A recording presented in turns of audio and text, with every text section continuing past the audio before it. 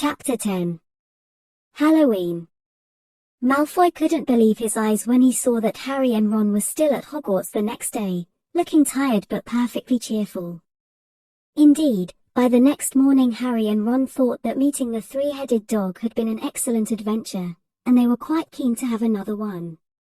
In the meantime, Harry filled Ron in about the package that seemed to have been moved from Gringotts to Hogwarts, and they spent a lot of time wondering what could possibly need such heavy protection. "It's either really valuable or really dangerous," said Ron. "Or both," said Harry.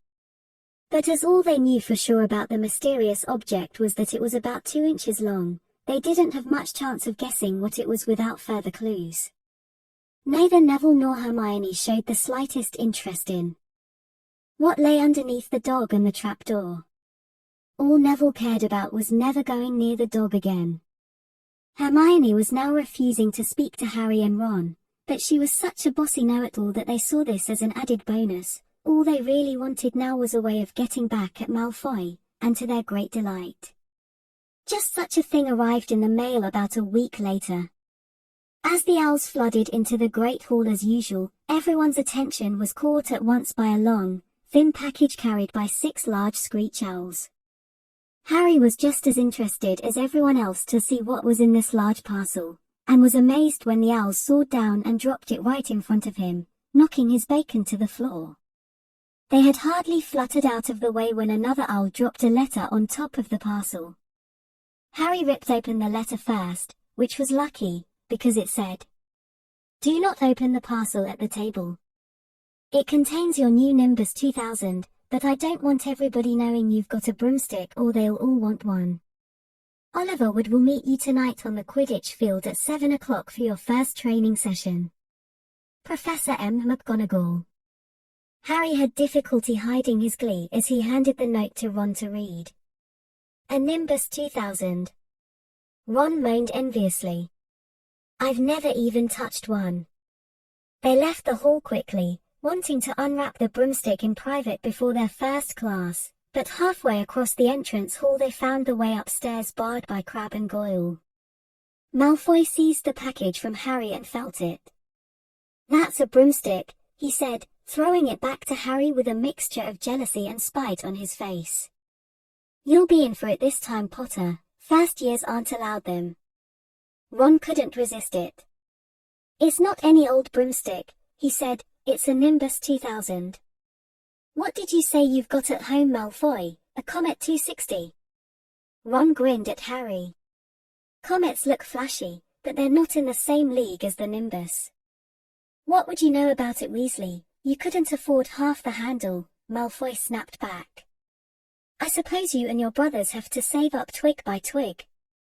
Before Ron could answer, Professor Flitwick appeared at Malfoy's elbow. "Not arguing, I hope, boys," he squeaked. "Potter's been sent a broomstick, Professor," said Malfoy quickly. Yes, that's right," said Professor Flitwick, beaming at Harry. "Professor McGonagall told me all about the special circumstances, Potter." "And what model is it?" "A Nimbus 2000, sir," said Harry, fighting not to laugh at the look of horror on Malfoy's face. "And it's really thanks to Malfoy here that I've got it," he added. Harry and Ron headed upstairs, smothering their laughter at Malfoy's obvious rage and confusion. "Well, it's true," Harry chortled as they reached the top of the marble staircase. "If he hadn't stolen Neville's Remembrall, I wouldn't be on the team." "So I suppose you think that's a reward for breaking rules," came an angry voice from just behind them. Hermione was stomping up the stairs, looking disapprovingly at the package in Harry's hand. "I thought you weren't speaking to us," said Harry. "Yes, don't stop now," said Ron, "it's doing us so much good." Hermione marched away with her nose in the air. Harry had a lot of trouble keeping his mind on his lessons that day. It kept wandering up to the dormitory where his new broomstick was lying under his bed, or straying off to the Quidditch field where he'd be learning to play that night. He bolted his dinner that evening without noticing what he was eating, and then rushed upstairs with Ron to unwrap the Nimbus 2000 at last. "Wow," Ron sighed, as the broomstick rolled onto Harry's bedspread. Even Harry, who knew nothing about the different brooms, thought it looked wonderful. Sleek and shiny, with a mahogany handle, it had a long tail of neat, straight twigs and Nimbus 2000 written in gold near the top. As 7 o'clock drew nearer, Harry left the castle and set off in the dusk toward the Quidditch field. He'd never been inside the stadium before. Hundreds of seats were raised in stands around the field so that the spectators were high enough to see what was going on. At either end of the field were 3 golden poles with hoops on the end. They reminded Harry of the little plastic sticks Muggle. Children blew bubbles through, except that they were 50 feet high. Too eager to fly again to wait for wood, Harry mounted his broomstick and kicked off from the ground. What a feeling! He swooped in and out of the goalposts and then sped up and down the field. The Nimbus 2000 turned wherever he wanted at his lightest touch. "Hey Potter, come down!" Oliver Wood had arrived. He was carrying a large wooden crate under his arm. Harry landed next to him.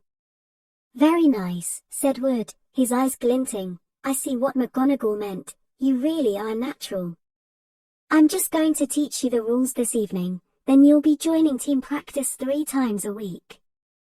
He opened the crate. Inside were 4 different-sized balls. "Right," said Wood. "Now Quidditch is easy enough to understand, even if it's not too easy to play. There are 7 players on each side. 3 of them are called chasers." "3 chasers," Harry repeated, as Wood took out a bright red ball about the size of a soccer ball. "This ball's called the quaffle," said Wood. "The chasers throw the quaffle to each other and try and get it through one of the hoops to score a goal. 10 points every time the quaffle goes through one of the hoops. Follow me?" "The chasers throw the quaffle and put it through the hoops to score," Harry recited. "So that's sort of like basketball on broomsticks with 6 hoops, isn't it?" "What's basketball?" said Wood curiously. "Never mind," said Harry quickly. "Now, there's another player on each side who's called the keeper. I'm keeper for Gryffindor. I have to fly around our hoops and stop the other team from scoring." 3 chasers, 1 keeper, said Harry, who was determined to remember it all. "And they play with the quaffle." "Okay, got that. So what are they for?" He pointed at the 3 balls left inside the box. "I'll show you now," said Wood. "Take this." He handed Harry a small club, a bit like a short baseball bat. "I'm going to show you what the bludgers do," Wood said. "These 2 are the bludgers." He showed Harry 2 identical balls, jet black and slightly smaller than the red quaffle. Harry noticed that they seemed to be straining to escape the straps holding them inside the box. "Stand back," Wood warned Harry. He bent down and freed one of the bludgers. At once, the black ball rose high in the air and then pelted straight at Harry's face. Harry swung at it with the bar to stop it from breaking his nose, and sent it zigzagging away into the air. It zoomed around their heads and then shot at Wood, who dived on top of it and managed to pin it to the ground. "See?" Wood panted, forcing the struggling bludger back into the crate and strapping it down safely. The bludgers rocket around, trying to knock players off their brooms. "That's why you have 2 beaters on each team. The Weasley twins are ours. It's their job to protect their side from the bludgers and try and knock them toward the other team." "So, think you've got all that?" 3 chasers try and score with the quaffle. The keeper guards the goalposts. The beaters keep the bludgers away from their team. Harry reeled off. "Very good," said Wood. Have the bludgers ever killed anyone?" Harry asked, hoping he sounded offhand. "Never at Hogwarts. We've had a couple of broken jaws but nothing worse than that. Now, the last member of the team is the Seeker. That's you. And you don't have to worry about the quaffle or the bludgers. Unless they crack my head open.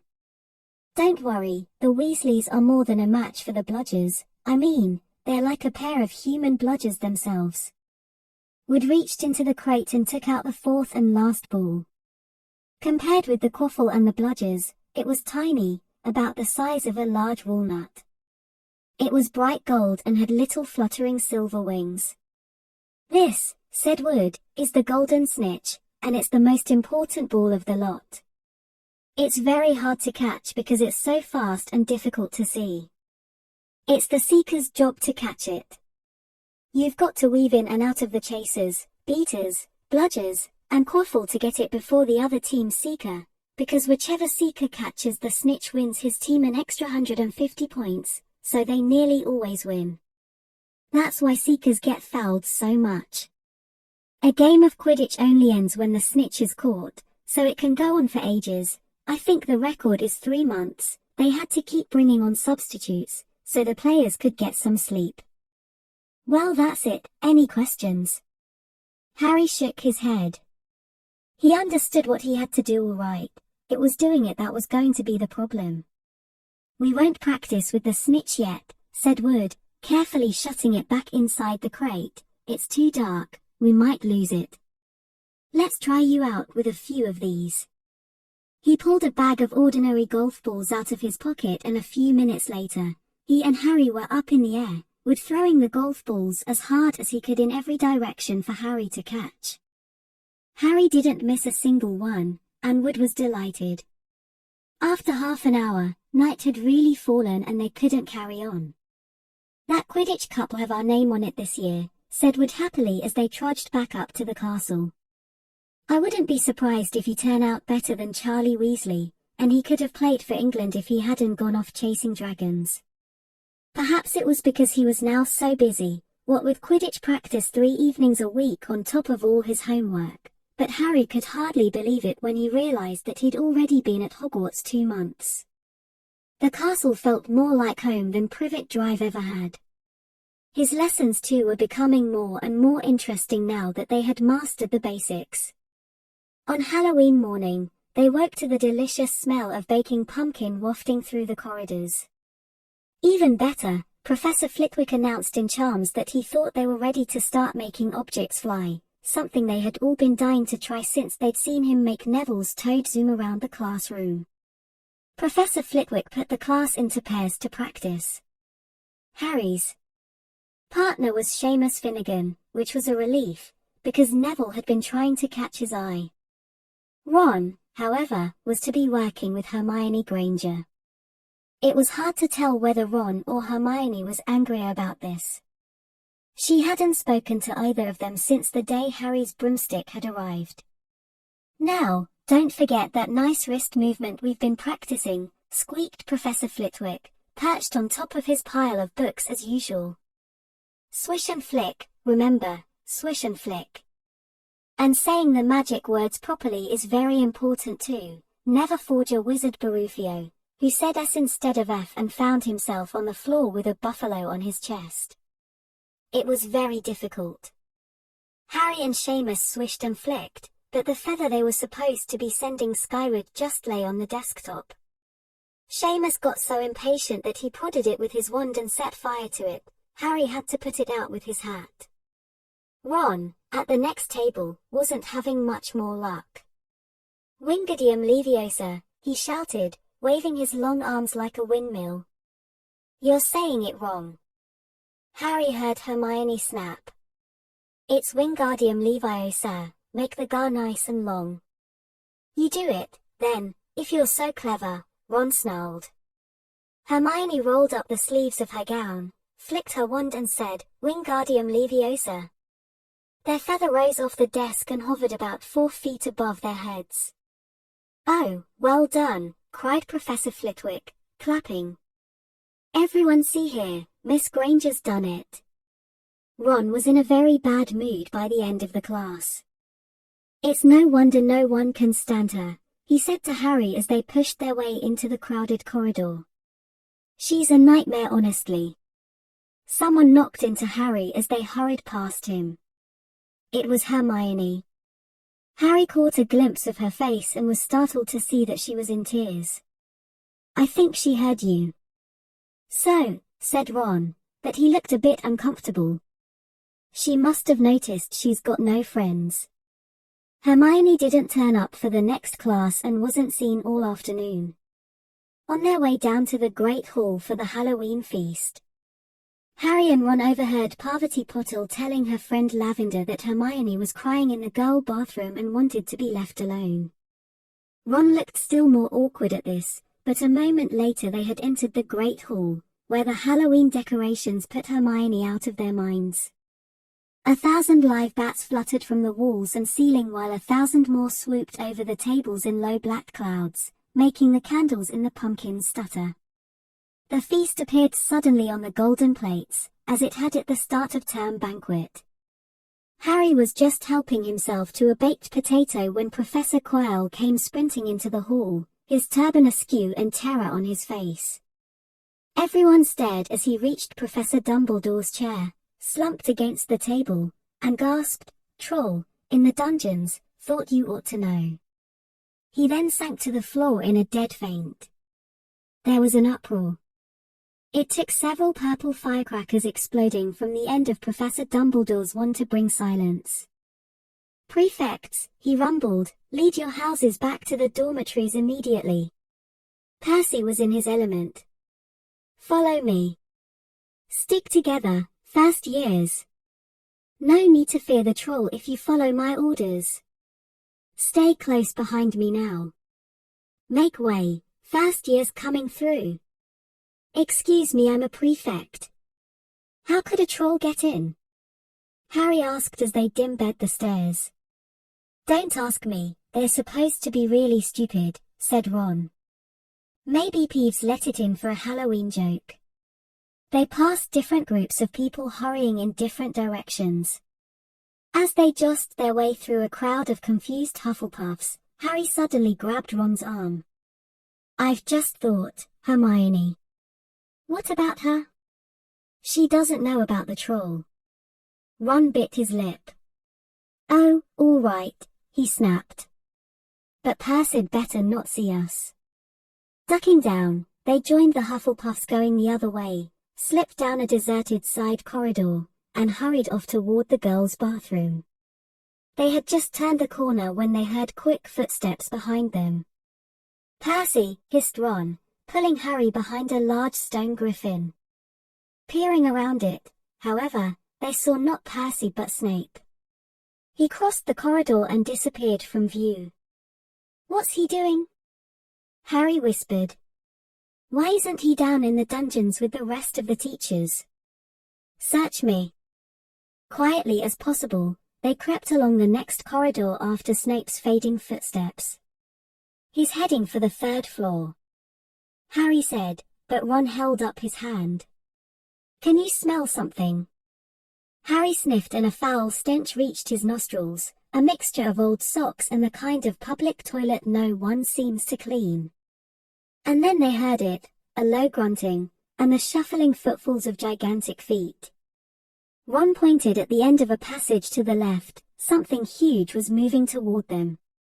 They shrank into the shadows and watched as it emerged into a patch of moonlight. It was a horrible sight. 12 feet tall, its skin was a dull granite gray, its great lumpy body like a boulder with its small bald head perched on top like a coconut. It had short legs thick as tree trunks with flat horny feet. The smell coming from it was incredible.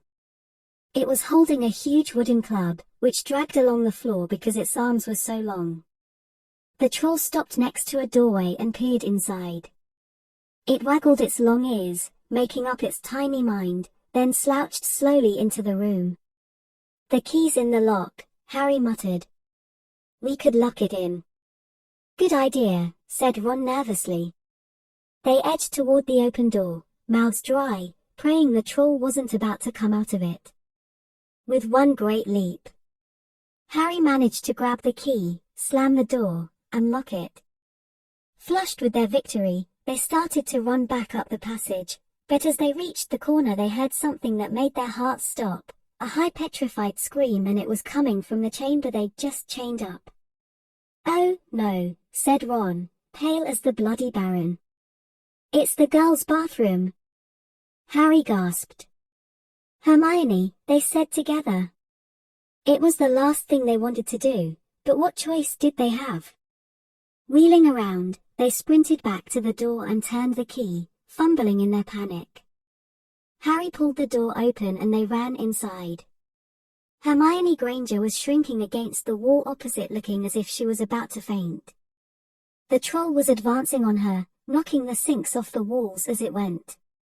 "Confuse it," Harry said desperately to Ron, and seizing a tap, he threw it as hard as he could against the wall. The troll stopped a few feet from Hermione. It lumbered around, blinking stupidly, to see what had made the noise. Its mean little eyes saw Harry. It hesitated, then made for him instead, lifting its club as it went. "Oi, pea-brain," yelled Ron from the other side of the chamber, and he threw a metal pipe at it. The troll didn't even seem to notice the pipe hitting its shoulder, but it heard the yell and paused again, turning its ugly snout toward Ron instead, giving Harry time to run around it. "Come on, run, run!" Harry yelled at Hermione, trying to pull her toward the door, but she couldn't move. She was still flat against the wall, her mouth open with terror. The shouting and the echoes seemed to be driving the troll berserk. It roared again and started toward Ron, who was nearest and had no way to escape. Harry then did something that was both very brave and very stupid. He took a great running jump and managed to fasten his arms around the troll's neck from behind. The troll couldn't feel Harry hanging there, but even a troll will notice if you stick a long bit of wood up its nose, and Harry's wand had still been in his hand when he jumped. It had gone straight up one of the troll's nostrils. Howling with pain, the troll twisted and failed its club, with Harry clinging on for dear life. Any second, the troll was going to rip him off or catch him a terrible blow with the club. Hermione had sunk to the floor in fright. Ron pulled out his own wand. Not knowing what he was going to do, he heard himself cry the first spell that came into his head, Wingardium Leviosa. The club flew suddenly out of the troll's hand, rose high, high up into the air, turned slowly over and dropped, with a sickening crack, onto its owner's head. The troll swayed on the spot and then fell flat on its face, with a thud that made the whole room tremble. Harry got to his feet. He was shaking and out of breath. Ron was standing there with his wand still raised, staring at what he had done. It was Hermione who spoke first. "Is it dead?" "I don't think so," said Harry. "I think it's just been knocked out." He bent down and pulled his wand out of the troll's nose. It was covered in what looked like lumpy grey glue. "Ugh, troll boogers." He wiped it on the troll's trousers. A sudden slamming and loud footsteps made the three of them look up. They hadn't realized what a racket they had been making, but of course, someone downstairs must have heard the crashes and the troll's roars. A moment later, Professor McGonagall had come bursting into the room, closely followed by Snape, with Quirrell bringing up the rear. Quirrell took one look at the troll, let out a faint whimper, and sat quickly down on a toilet, clutching his heart. Snape bent over the troll. Professor McGonagall was looking at Ron and Harry. Harry had never seen her look so angry. Her lips were white. Hopes of winning 50 points for Gryffindor faded quickly from Harry's mind. "What on earth were you thinking of?" said Professor McGonagall, with cold fury in her voice. Harry looked at Ron, who was still standing with his wand in the air. "You're lucky you weren't killed. Why aren't you in your dormitory?" Snape gave Harry a swift, piercing look. Harry looked at the floor. He wished Ron would put his wand down. Then a small voice came out of the shadows. "Please, Professor McGonagall, they were looking for me." "Miss Granger." Hermione had managed to get to her feet at last. "I went looking for the troll because I thought I could deal with it on my own, you know, because I've read all about them." Ron dropped his wand. Hermione Granger, telling a downright lie to a teacher. "If they hadn't found me, I'd be dead now." Harry stuck his wand up its nose and Ron knocked it out with its own club. They didn't have time to come and fetch anyone. It was about to finish me off when they arrived. Harry and Ron tried to look as though this story wasn't new to them. "Well, in that case," said Professor McGonagall, staring at the three of them, "Miss Granger, you foolish girl, how could you think of tackling a mountain troll on your own?" Hermione hung her head. Harry was speechless. Hermione was the last person to do anything against the rules, and here she was, pretending she had to get them out of trouble. It was as if Snape had started handing out sweets. "Miss Granger, 5 points will be taken from Gryffindor for this," said Professor McGonagall. "I'm very disappointed in you. If you're not hurt at all, you'd better get off to Gryffindor Tower. Students are finishing the feast in their houses." Hermione left. Professor McGonagall turned to Harry and Ron. "Well, I still say you were lucky, but not many first years could have taken on a full-grown mountain troll. You each win Gryffindor 5 points. Professor Dumbledore will be informed of this. You may go." They hurried out of the chamber and didn't speak at all until they had climbed 2 floors up. It was a relief to be away from the smell of the troll, quite apart from anything else. "We should have gotten more than 10 points, Ron grumbled. 5, you mean, once she's taken off Hermione's. Good of her to get us out of trouble like that, Ron admitted. Mind you, we did save her. She might not have needed saving if we hadn't locked the thing in with her, Harry reminded him.